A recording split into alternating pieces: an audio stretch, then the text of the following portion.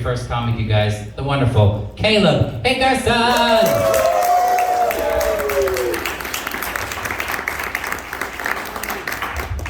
That's right, I give you a hug, Cammy. Sorry I caught you off guard there. I went to college, so that joke really hurt. Yeah, how's everybody doing? We have a good Valentine's Day? Everybody get laid? Fuck y'all, I didn't. All right. No, it's okay though, because like the older I get, the more I value the connection with the person than just the physical. That was funny? Okay. All right. Fucking pouring my heart out up here. Oh, Jesus. But no, it's just like I got to thinking the other day about dating and relationships, and like you ever meet somebody that you really, really wanted to fuck, and after a while you finally get that opportunity, and then about halfway through it you think to yourself, I don't want to be here anymore. Like, it's not bad, it's just a mistake. You know? Yeah. Like, you ever come and wish you could take it back? Yeah, me neither. Alright, yeah, let's move on to that halftime show. That was a trip, wasn't it? Yeah, remember Super Bowl? Yeah, remember that? That was also this week. Alright, yeah, I thought Rihanna was being very brave doing what she did. Being that high up on a platform, that round, with what else has been going on in the news lately. I'm just saying, she's lucky they didn't scramble a jet on her ass. You know, it's fucking up there, under my umbrella, Ella, Fox 2, you know, A, plugged it up. Fetus pulls the ejection handle on the way down. Wings of Goose got me to the end zone, you know. That would have been a halftime show for the record, but that might have been the one with Snoop Dogg. Like, it might have. It might have. But man, that shit's crazy. Like, what's been going on with these fucking balloons for real? Like, why is that a thing? You know, that one we shot down off the coast of the East Coast or whatever, we couldn't just pop the balloon. No. True American fashion. What do?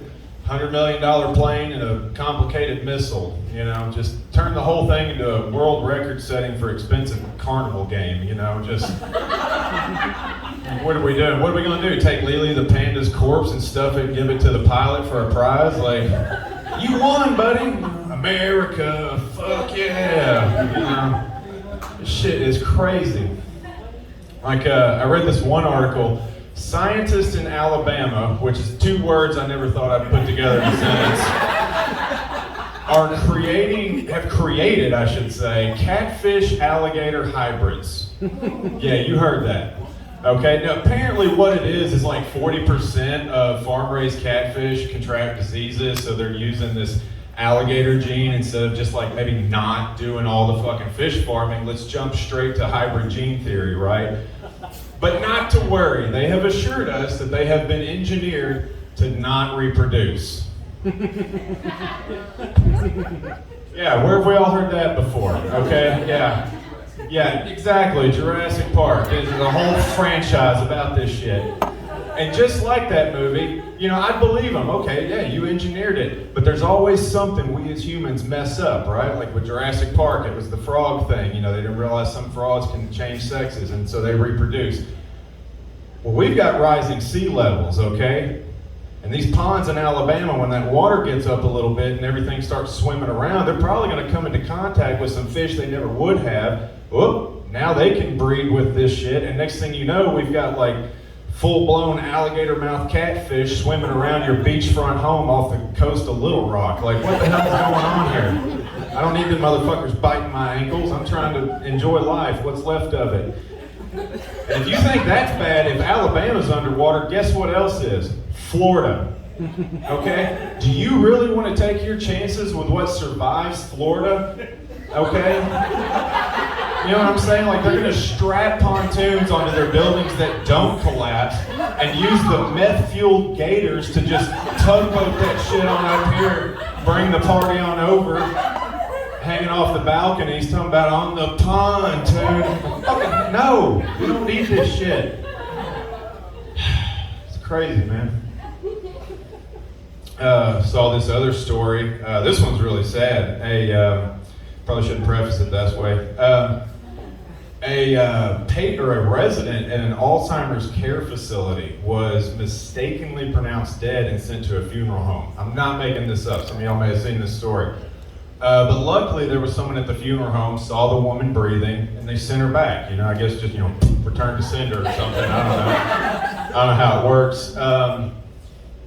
But, when you think about it, at that point, all it was just a practice run. Which doesn't make any sense, because it's not like she's going to remember the steps.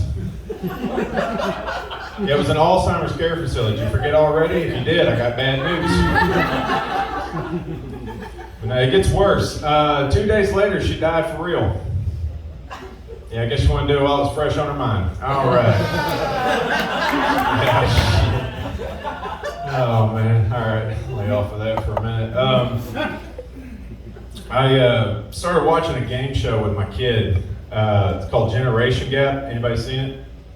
Nope, just me? Okay, all right. It's a pretty standard daytime formula for game shows. There's trivia, cash and prizes, teams of families, blah, blah, blah. But there's a really sick twist at the end of it, y'all. So whichever team wins, you get to pick from one of two prizes. You automatically win the bonus. You just have to pick one or two. And they bring out the youngest member of the family, okay? And we're talking like a 5-year-old girl in this episode, y'all. Cutest little thing you ever saw. Picture a flower girl from a wedding in a Hallmark movie, okay? Just fucking adorable, right? Prize number 1, they pull back the curtain. It's a new car. Ooh, right? They pull the second curtain back. It's an American Girl doll. With accessories. Which one do you think she picked, Black Apple? Yeah, the American Girl doll. No shit. Solid choice for her, right? She didn't even see that fucking car after that. Like, it was done, right? She just didn't even look at it. Okay, the place is going nuts. The producers are happy because they're saving money and getting great ratings. And the camera cuts to the dad, and let's just say he looked beyond disappointed. Like, if ever there was a guy that wishes he could have come and taken it back, it was that man. It was that man. It was just pure horror on his face. And I feel bad for the girl because, she's going to have a rough life from now on, Like, she could break her arm on the swing set, come running in the house, and he'll just look at her and go, "Oh, do you need a ride to the hospital?" "Well, why don't you have your dog call you a fucking Uber, because I ain't got no wheels, bitch." Yeah. And, I'm glad y'all appreciate that. But, last little thing I'm gonna leave you on. It's kind of random, no segue to it. I like to sit around and think about plot holes in movies. Y'all like to do that? No nerds? Okay. One in particular's got a glaringly massive plot hole. It's The Little Mermaid. Y'all familiar? Yeah. Okay. Y'all familiar with the plot hole? If she can sign her name in perfect cursive on that contract, she could have wrote a letter to get out of the whole thing. But she didn't, because she's stupid. Actually, that was a little harsh. She is dumb, but, you gotta give her a benefit of the doubt. She's a kid, she's very young, right? Meanwhile, Ursula, full-grown adult octopus bitch, dumb enough to try to steal a soul from a ginger. Or was it her voice? I'm not sure, I can't remember. Either way, moral of the story, women shouldn't talk. My name's Caleb, y'all have a good night.